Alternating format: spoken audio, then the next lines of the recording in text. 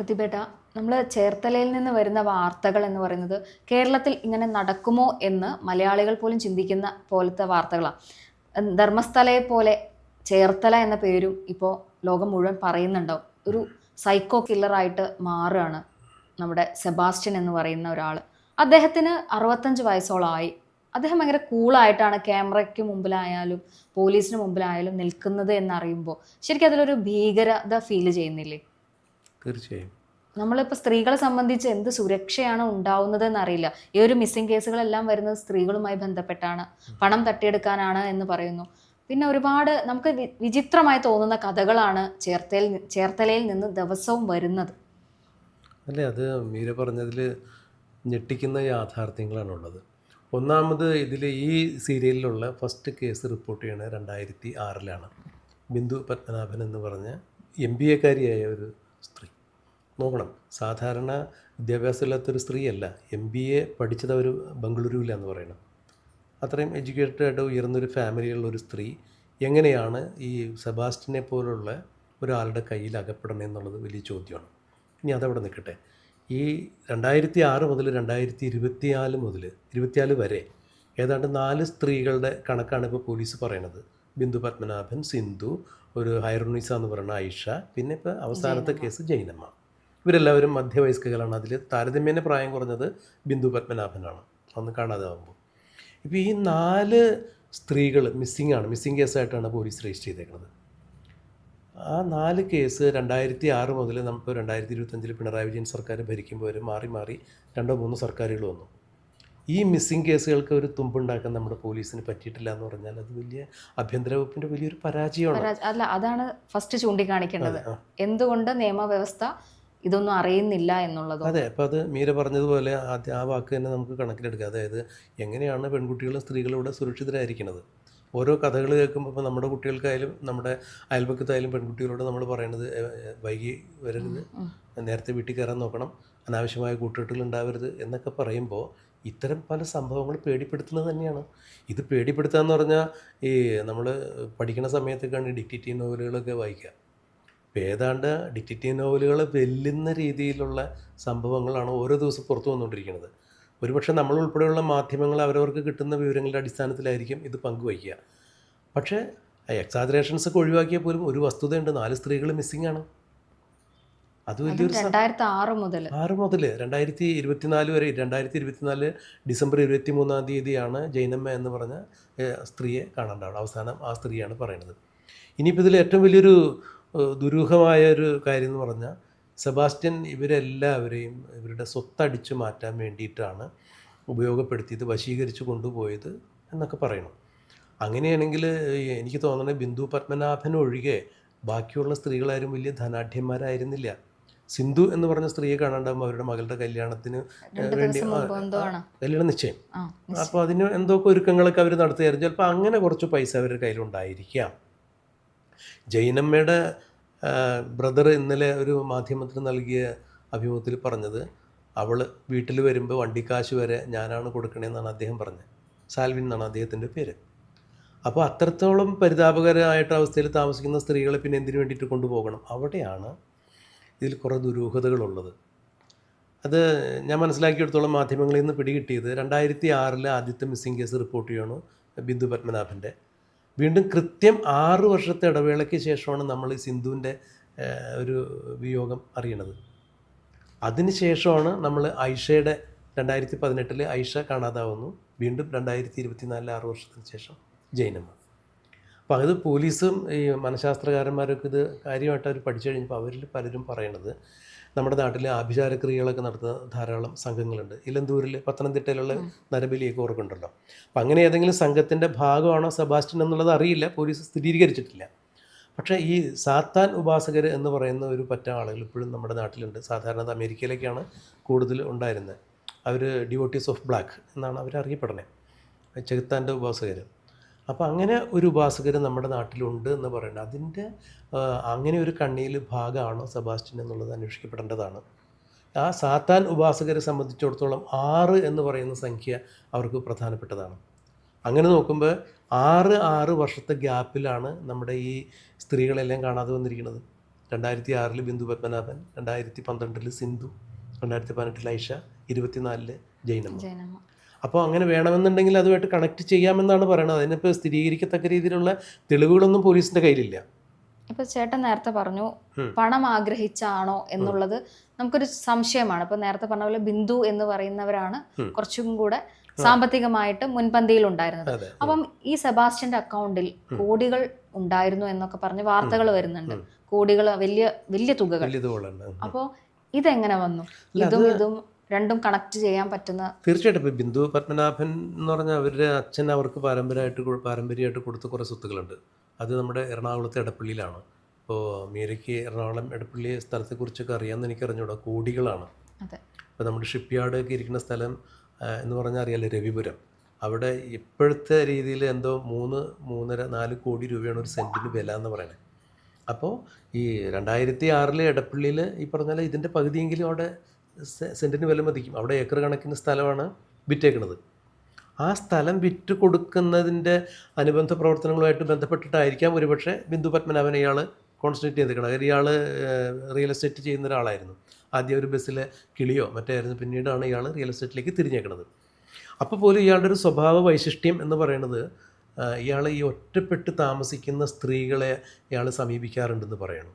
അങ്ങനെയാണെങ്കിൽ ഒറ്റപ്പെട്ട് താമസിക്കുന്ന സ്ത്രീകളെ മാത്രം റിയൽ എസ്റ്റേറ്റിന് സമീപിക്കാൻ പറ്റില്ലല്ലോ. അപ്പോഴാണ് നമ്മൾ നേരത്തെ പറഞ്ഞ ഈ സാത്താന ഉപാസനയോ അല്ലെങ്കിൽ ആഭിചാര കർമ്മങ്ങളോ ഒക്കെ ആയിട്ട് വേണമെങ്കിൽ ബന്ധപ്പെടുത്തി സംസാരിക്കാവുന്നത്. ഇത്തരം കർമ്മങ്ങൾക്ക് ഈ സ്ത്രീകളെ ഉപയോഗിച്ചുള്ള കർമ്മങ്ങളുണ്ടെന്നാണ് നമ്മൾ വായിച്ചറിഞ്ഞേക്കുന്നത്.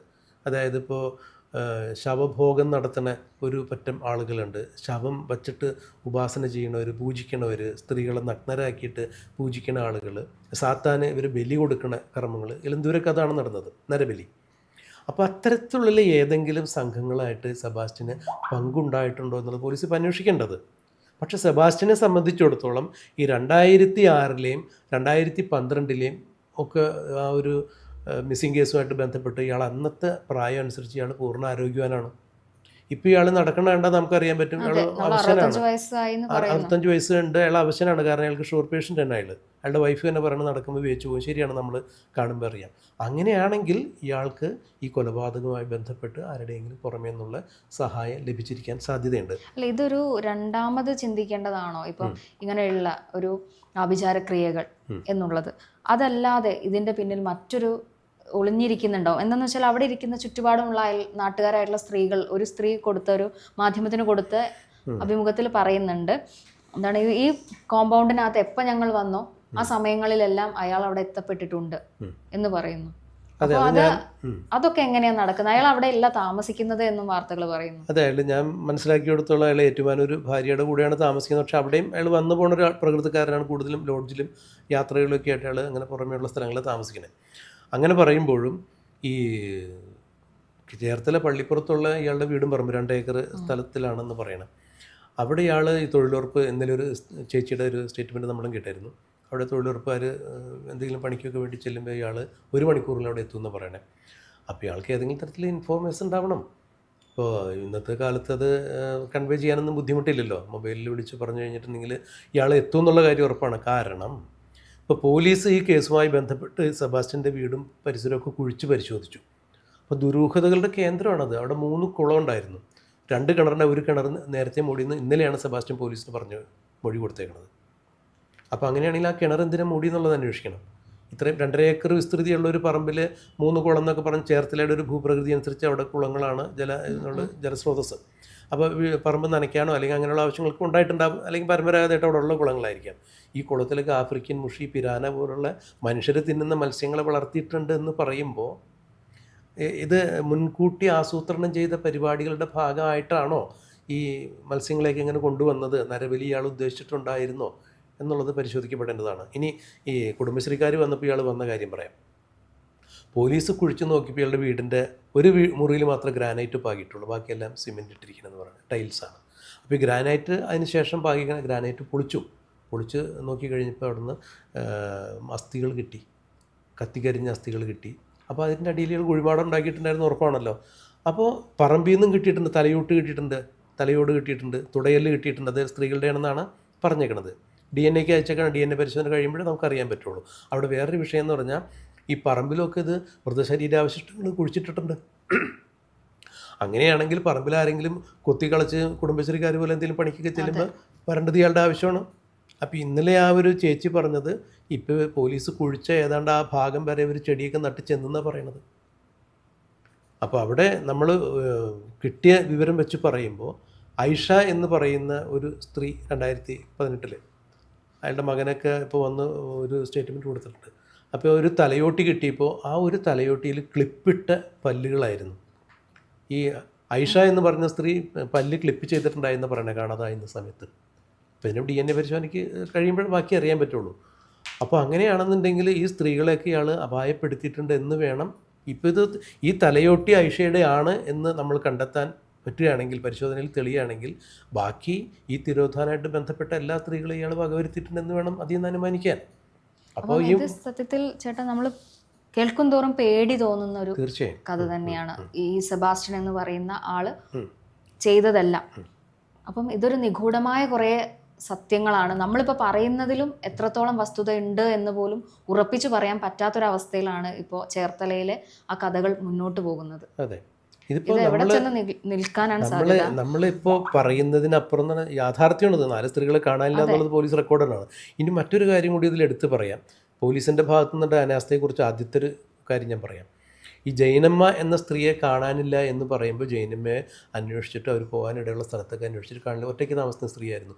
ഇവരുടെ സഹോദരനും വീട്ടുകാരും ഒക്കെ ചെന്ന് ചേർത്തല പള്ളിപ്പുറം പോലീസ് സ്റ്റേഷനിൽ പരാതി കൊടുത്തപ്പോൾ ഈ പരാതി പിൻവലിക്കാനാണ് പറഞ്ഞത് പോലീസ്.